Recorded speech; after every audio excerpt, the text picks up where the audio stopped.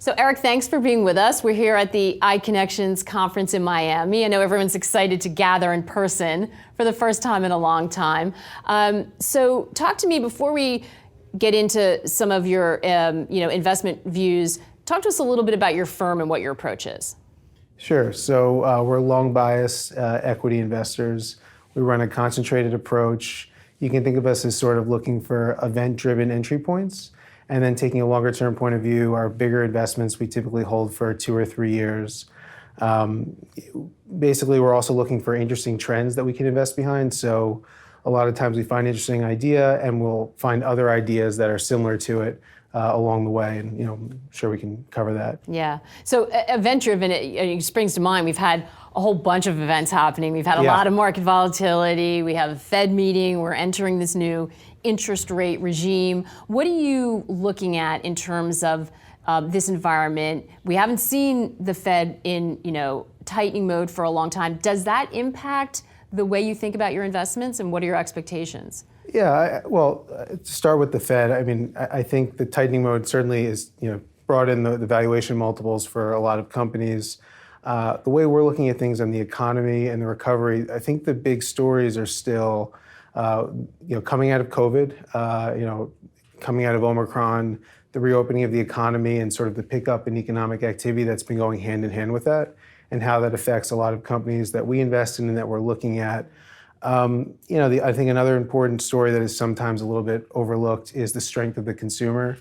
With asset markets up, the equity markets, residential real estate, wages are up, the job market's hot. There's a lot of spending power. And, just to give you an example, I think in the travel industry, as we look at particularly leisure travel, that's something that's very interesting where not only do you have those dynamics, the ability to spend, but a lot of people deferred that spending.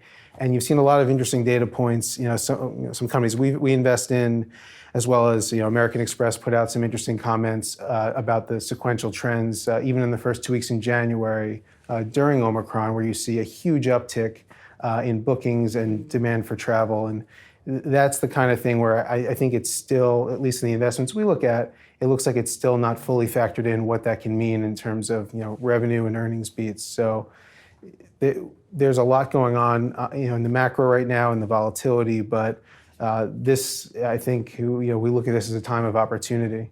Yeah, does that hold, even though we've seen these fits and starts? Because you're right, absolutely everyone, all people are doing is sharing where they might want to go on vacation, but then it kind of felt like, we're back in this again. Does timing matter? What's your time horizon when you're looking at that? Yeah, so our approach is to look at things with a multi-year outlook. The amount of pent-up demand looks like it could be a multi-year thing. I think, as you said, we've seen glimpses of what it could be. So, for example, we track airport data.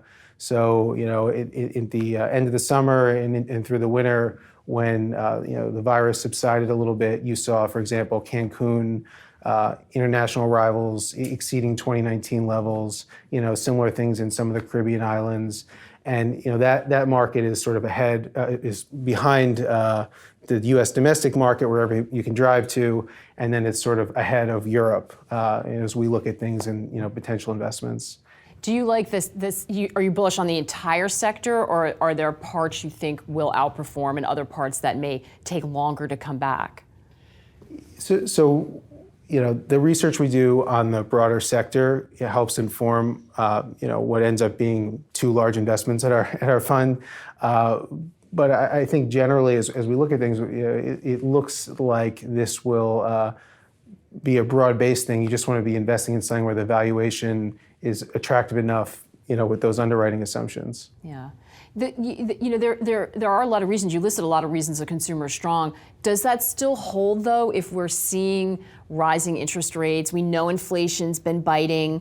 Now potentially you're going to see the cost of, interest rate related things go up. Not a lot, probably. We're still coming off a really low basis. But can the economy withstand that? A tightening Fed, maybe a Fed that's reducing its balance sheet. You think the U.S. economy is strong enough?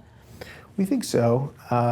The type of, particularly if we're talking about international travel, the type of consumer who can afford those sorts of trips, I think they have the ability to be a little more resilient in their spending power. the Fed tightening, it can be a headwind. The notion that they're going to tighten us into a recession would be a pretty aggressive assumption. That's not what we would expect. Inflation is certainly occurring, but so is wage inflation. And like we were talking about earlier, there's just a lot of pent-up savings and delay. If you want to go on a beach vacation and you haven't done it for 2 years, and it's part of what you like to do, well, now that you feel more comfortable, if you were being more cautious around the virus and traveling, you're seeing it empirically on the ground. I'm not like what I was referring to when you look. Whenever there's been moments of the virus subsiding, you've seen glimpses of what can happen. And I think you're already seeing that. Go back to that Amex data point, and some hotel, RevPAR and ADR. So just the price of the rooms has just been very positive. And clearly, not everyone is going on vacation yet, so you haven't seen the full, weight of all that excess demand that can come to be. And that's just the leisure market where we're primarily focused. But I think at this conference, for example, part of the idea of coming here is that a lot less face-to-face interactions with allocators and hedge funds were occurring for years, and this sort of seems like the first time people are really coming together. And I think there's going to be a lot of that. Even if the absolute level of demand it normalizes some lower level, there's a pent-up nature of people needing to do more face-to-face interactions and catching up. Yeah. So maybe from a business perspective as well as consumer. Right. Yeah. Yeah. If you're bullish on the consumer and we're underestimating the strength, are there other areas that are interesting to you? Is that the sort of center of your investment thesis, and there are other areas where you see opportunity? Yeah, well, there's different kinds of themes that. So that's one type of investment that we have. So leisure is an important focus. Another thing we were talking about, you see a lot of companies that have done well during the pandemic selling off with the interest rate move. And tech especially, but it's not just tech. We certainly have holdings that did really well. From the bottom in 2020 through the first half of 2021, and then sort of as valuation multiples compressed, they compressed some of these pandemic winners. And I think the question is going to be, is this the kind of company that has a sustainable trend that was improved? Sustainable increase in business that was improved because of the pandemic? Or is it something where the pandemic led to an increase that when it ends, it decreases? Just anecdotally, you look at a Peloton, and that might be exactly what I was thinking everyone when you thinks said that, that. right? When you say it, it's like, oh, well, everyone bought all the bikes they need, right? Yeah. But I'm certainly not an expert on Peloton, but when I look at some of the companies that we're interested in, and we see that is a valid question for one to ask, like in animal health, we've been following the sector for years. One of the key growth drivers is the humanization of pets. So what does that mean? Why is the growth high? The growth's high because there's a growth in the pet population. People spend more per pet.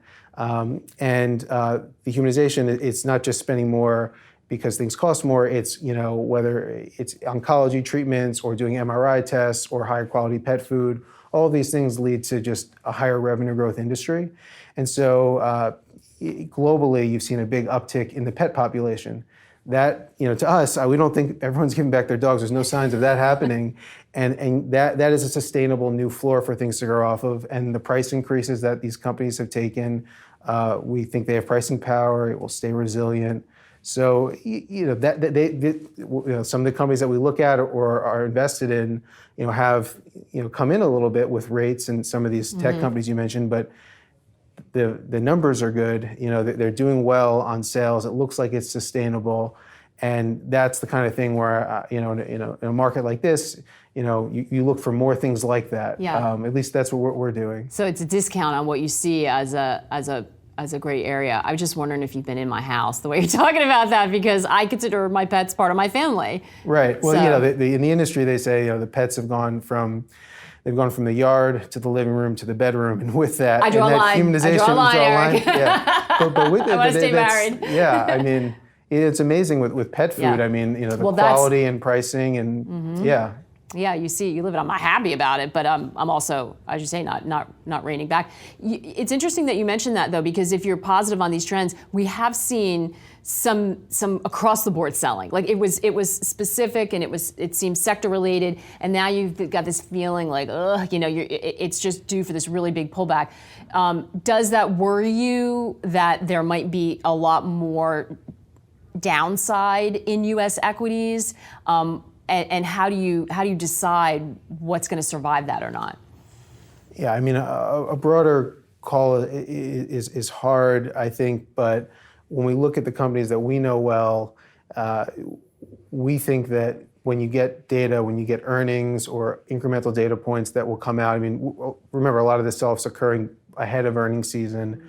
That should help, support these companies that we're invested in. So if it's the baby in the bathwater, if we end up being right, the company's stock should follow earnings. So, if earnings revisions are going to go upward, that should help at the very least support, the kinds of companies that we're invested in.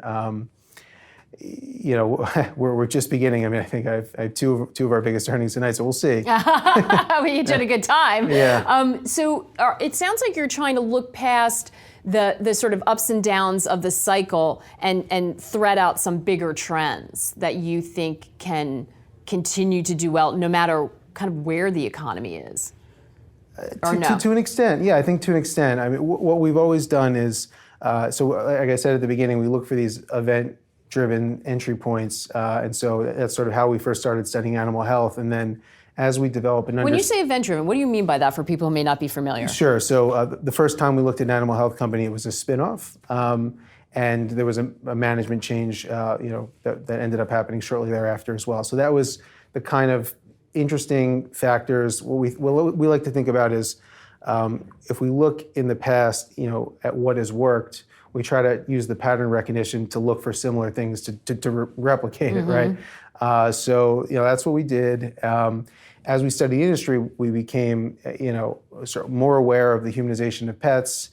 The growth of the industry, the resilience in downturns, and the expertise that we build over time, following these companies makes it so that we can more quickly identify a new opportunity and ideally underwrite it better so that we just have a better chance of getting it right when we do, make the investment decision. So, other things I think, to answer your question before, is I think, when we try to think like business people, who run the businesses, not just a number on a screen. And so one of the things we often think about when we're looking for ideas is, how likely is this to potentially be an acquisition target down the road? And so, some of the companies we're invested in, we think about that as, if we're taking a 2-year window, if it doesn't work, does it have a greater than normal chance of getting, acquired by a strategic or private equity, just because the numbers would make sense, or it's part of this strategic logic, the industrial logic of an industry. Yeah, that makes sense. A couple of themes that I've heard come up here as people are talking. One of them is ESG and the move of capital allocation in that direction and the growth that's happening, as so many allocators now have signed on to some of the international agreements, and the market's in the trillions and set to grow rapidly. Yeah. Are you looking at that? How does that factor into your thinking? It's a very important thing to think about. We factored into our underwriting assumptions when we look at a new company. So I think an important thing, it's like, all right, well, one of the first industries I covered, years ago as an analyst was the oil and gas industry.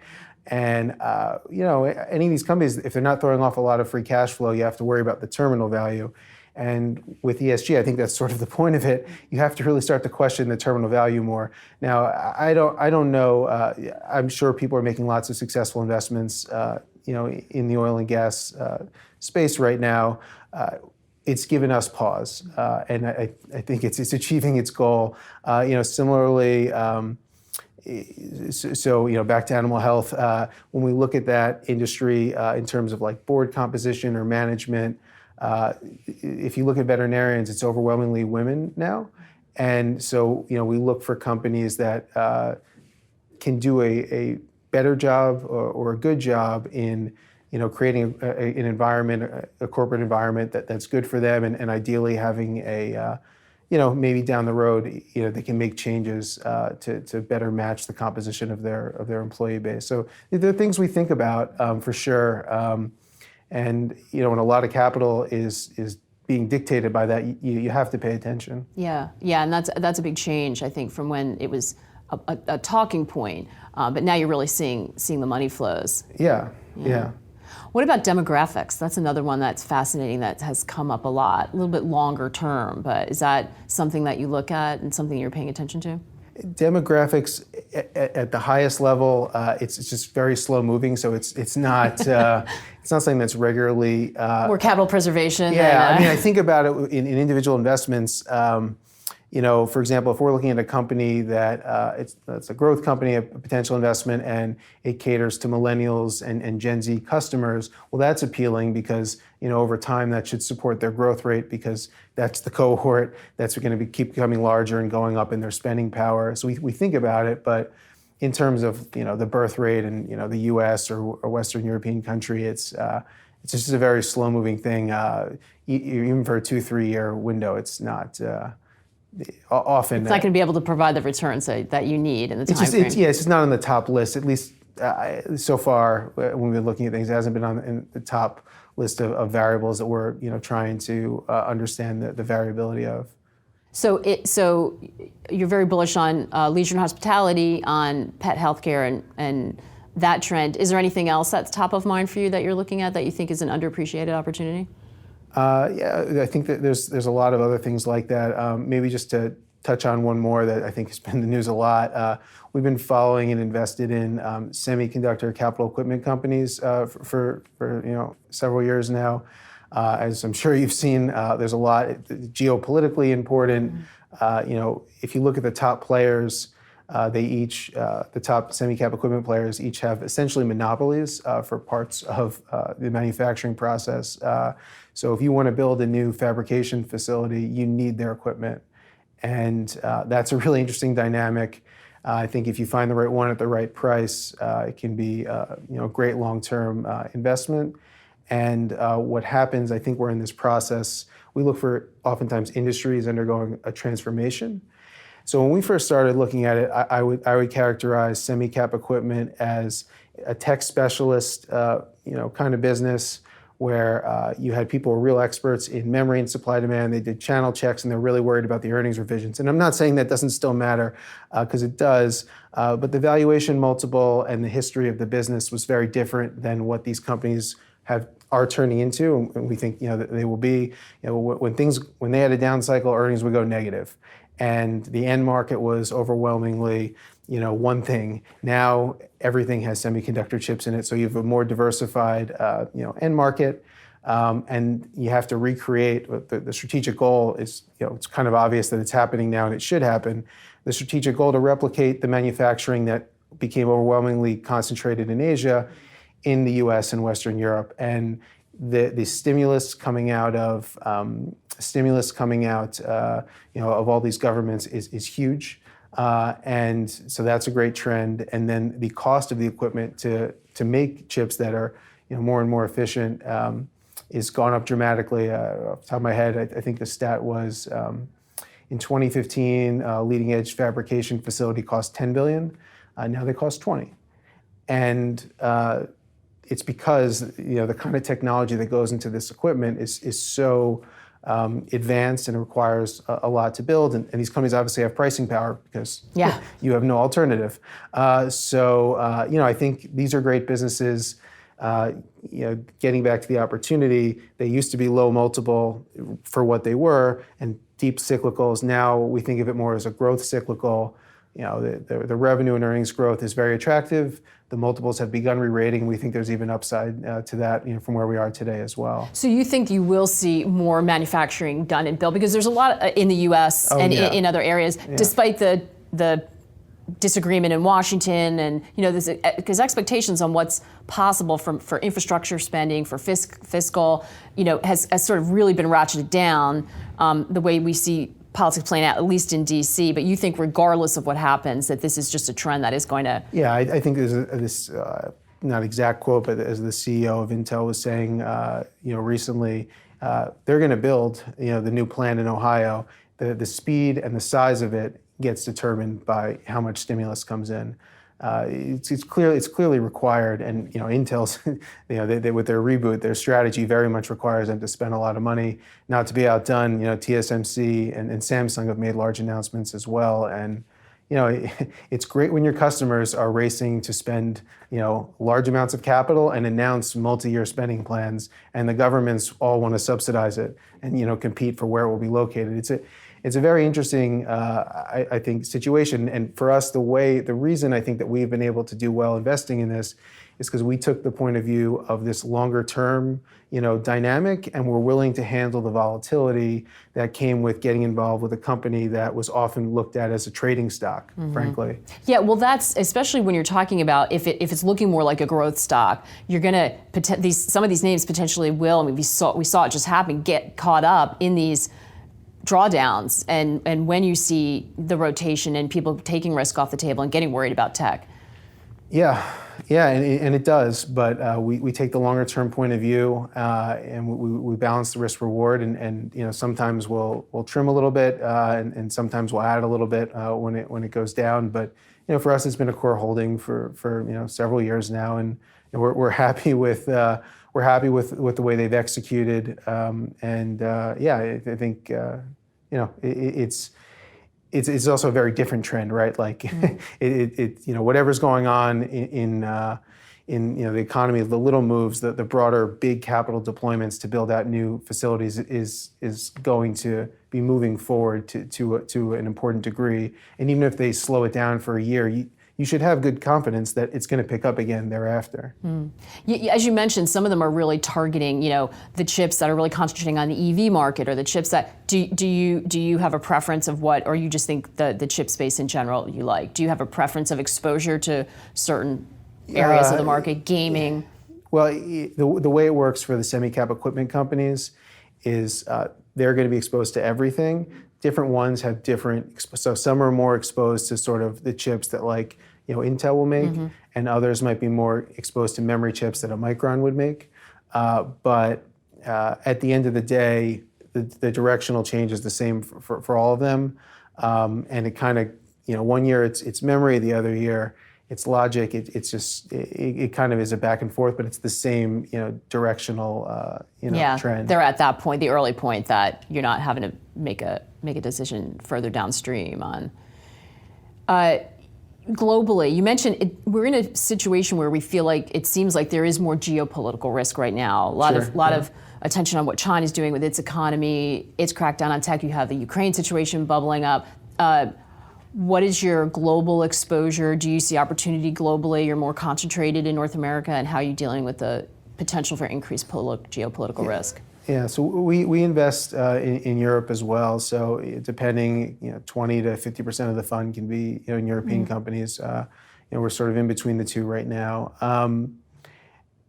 The companies that we invest in, if European GDP slows, they would be impacted. I kind of go back to what we were thinking at the beginning, a similar thing going on in Europe versus what's going on here. Just the timing being a little different with the strong consumer. We're still not fully out of the pandemic yet.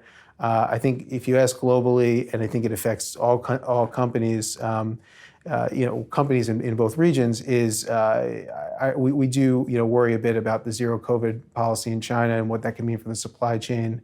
We'll learn a lot more this quarter, but frankly, we won't really know. At some point, it seems inevitable they're going to have to change that policy. But when that is and how that happens, I don't think anyone can say yet. I guess we'll all reevaluate after the Beijing Olympics, as might they. Yeah, it's been hard. It's been hard to handicap that. Just when we think we have a handle on it. A lot of people are talk about some of the European valuations looking more attractive, and maybe this is the time when Europe's finally going to outperform the U.S. I don't know. Maybe. A big part of that dynamic is always right. A lot of the faster growing companies are based in the U.S., so it's a little bit of apples and oranges. If you find good businesses that have attractive growth rates in Europe, they can still do well. Maybe sometimes they are held back if their market underperforms. We certainly think that that's happened sometimes with some of our investments, but I think the company is probably more important than the market, at least from our point of view. Yeah, it's and management too. People are paying a lot more attention to the quality of management in a market where everything's going up. That seemed to be something that was a little bit on the back burner, but it seems that that's more in focus now. Yeah, as it should be. I mean, I think management is always a very important consideration.